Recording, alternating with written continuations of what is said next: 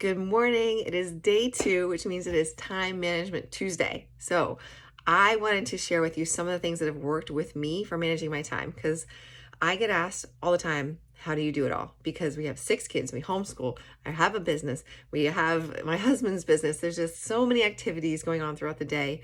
And sometimes I think people look at me like I'm crazy, but at the same time, I know there's that general, that sincere wondering of how do you do this? I want to know the systems that you have to make time to fit all these things in. So I was a college athlete, and in high school even, I was doing 20 hours a week of gymnastics. So a whole school day, from 7 a.m. till 3 or whatever it was, and then gymnastics from 3:30 to 8, 3:30 to 7:30 or 4 to 8 every single day practically. It was a lot. And then I'd still come home and have homework to do.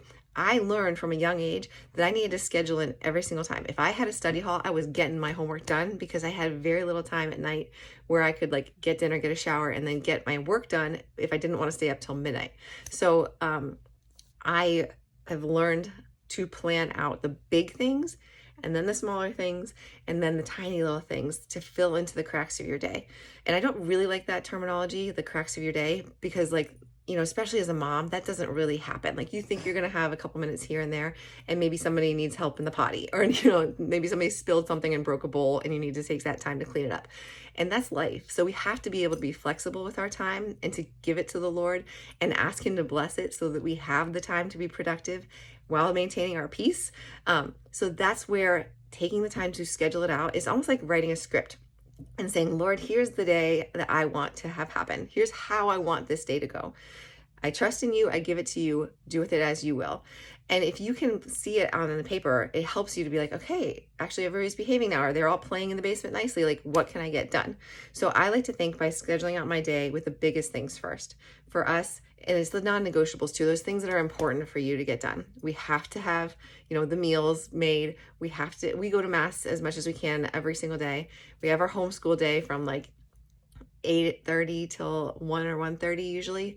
And then I have this little window of time where I have some work time. And then it's the kids' activities. I have to run this carpool today, or I have to get them ready for the snack, and just making sure everyone's in the right place at the right time. So getting those big things done first, this is my workout time. I make that a non-negotiable. This is my homeschool time. This is my work time. This is when we do bedtime. The things that you want structured in your day, put that down on your schedule first. So like I said, this is 5 a.m. till 10 p.m. You might need to shift things around a little bit if you're not so much an early riser and you like to sleep a little or stay up a little bit later. But this is where you can fill in what you're doing on the hour of each hour. And then start to think about those in-between tasks where you're maybe I need to respond to some emails. That might be a smaller thing, but you can take a half hour. I'm going to put that in here. Or we want to go to the park today. This is kind of the things that you want to do that don't need to be done, but you really would enjoy to do that. And then the last thing is those little pebbly type of things. Maybe this is, and I don't mean to say self-care is pebbly stuff, but for me, I'm I need to take 10 minutes to get a shower. I'm going to squeeze that in. What are those things that you can fill in that are going to you could easily forget them throughout the day. Not that you want to forget a shower, but you could forget about them throughout the day if you didn't plan them out. So maybe it's getting the library books gathered so you can return them. Maybe it's, cleaning up the dishes, as a family, instead of being all right, mom has to do it by herself at the end of the day. And maybe it's just taking time to spend with your kids outside. Those are the things that you could overlook them if they weren't on your schedule. So with that, I want you to think about your top 10 tasks. This is stuff that is important to you to get done today. If you don't have 10, that's fine. It doesn't need to be filled out completely. But for me, it's almost like a challenge. It's this, I call it a brain dump, where you get everything out of your brain that you could think about. And then okay, this is important. And I really got to schedule in those top ones. So if all right, I got to take my car in for an oil change. I have to, take my son to soccer practice. I have to do all these things. That goes here. And then you can find a place to schedule them in around your big chunks of things so that you can fill in all the time that you need to get things done in the windows of time that you do have. And some days you're going to find, I really don't have a ton of time. And those top 10 tasks might not get done, and that is okay. There's always tomorrow. You're probably fine as you write 10 things down. Not every single thing needs to be done today. If it's something like, okay, I have to make somebody a meal who just had a baby, yeah, you want to get that done. Maybe that's a higher priority task where you're like, okay, normally I would take the time right now to fold the laundry and put it away, but I'll make that meal instead, and then I'll work on folding laundry later tonight, or have my kids help me right before they go to bed.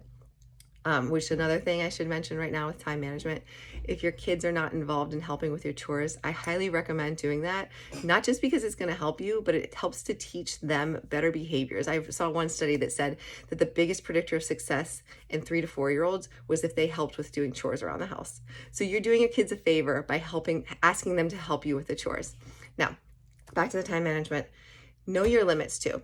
If you're like, this is overwhelming, I can only think about 3 things I need to get done today, just start with that. You don't even need to build up to 10 if that seems like too much for you.